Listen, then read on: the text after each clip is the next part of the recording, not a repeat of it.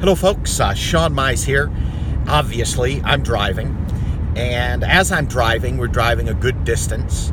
I thought I would share a few thoughts with you. I've obviously, over the course of the last few weeks, and especially over the course of the last couple of days, been giving a lot of thought to what does next year look like.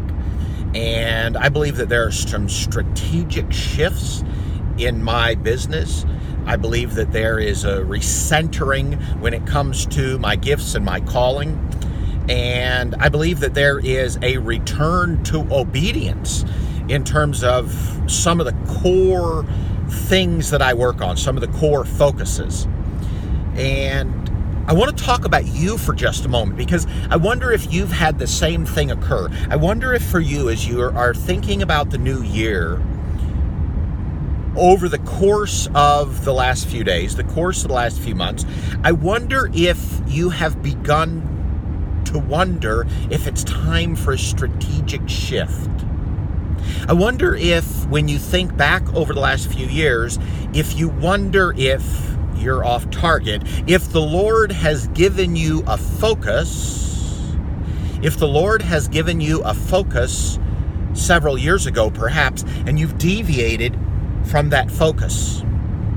Is it possible that the Lord has given you something to focus on, but you've deviated from that focus? If you've been distracted, perhaps you've been distracted by money, or you've been distracted by the enemy, or you've been distracted by financial concerns, or you've been distracted by getting on email lists that tell you that you have to do this or this or this to build a business.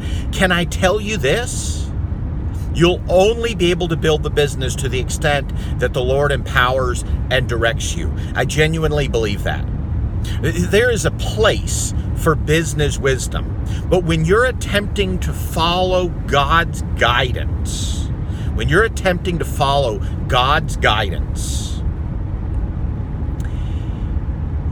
if as you are doing that, you then look for all of the steps in a 7 steps to business success type of way, and you get on all of these email lists that are constantly emailing you these tips, and you begin to get distracted, and you purchase trainings that distract you, and perhaps even the time management trainings distract you, and the productivity trainings distract you, and the course creation trainings distract you, instead of doing what you're called to do.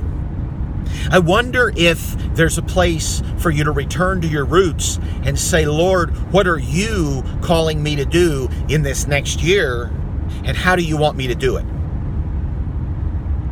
I wonder if there's a website that you were supposed to create sometime in the past, but instead you created a business site. I wonder if there's a blog or a vlog that you should have created 5 years ago, but instead you created something more secular, something different. Is it time to return to your roots? Now, I am not suggesting in any way, shape, or form that you just blindly go back and say, okay, well, I'm going to do whatever it is that he gave me 5 years ago, because that may not be a fresh word. That may not be what he wants you to have today. But can I suggest to you that whatever it is that you've been doing for the last year or two that's not getting you the results that you desire, that's not getting you the results that he desires for you,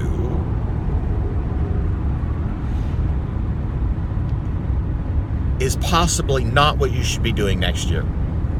That perhaps next year should be something fresh.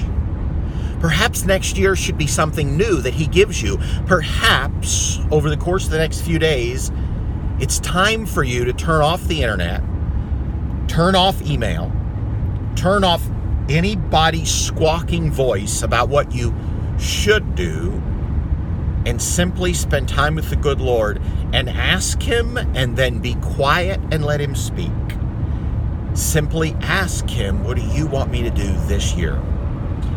I believe that for many that hear the sound of my voice, if you'll do just that, if you'll sit back and ask the good Lord what he'd have you to work on this year, what your focus should be on this year, that he'll give you something fresh. And I believe that when you follow what he gives you to do this year, that everything else will begin to fall into place. I believe that the finances can begin to fall into place. I believe that the clarity in your life can begin to fall into place. I believe that God has plans for you. Not plans to harm you, but plans to prosper you. Plans to give you a hope and a future. The Word tells us that, Jeremiah 29:11.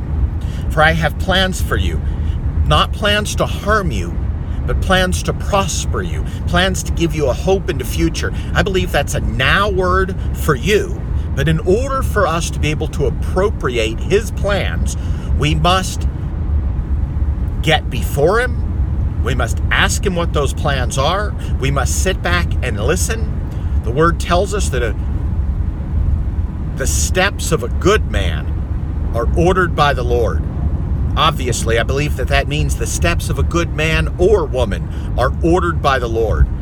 I believe that His Word is a light unto our path and a lamp unto our way. And I believe that when we place our eyes on Him for our strategic purpose in our business, that He will show us the way, and when we follow that way, we will be absolutely amazed at what He provides for us this year. And so as I begin to close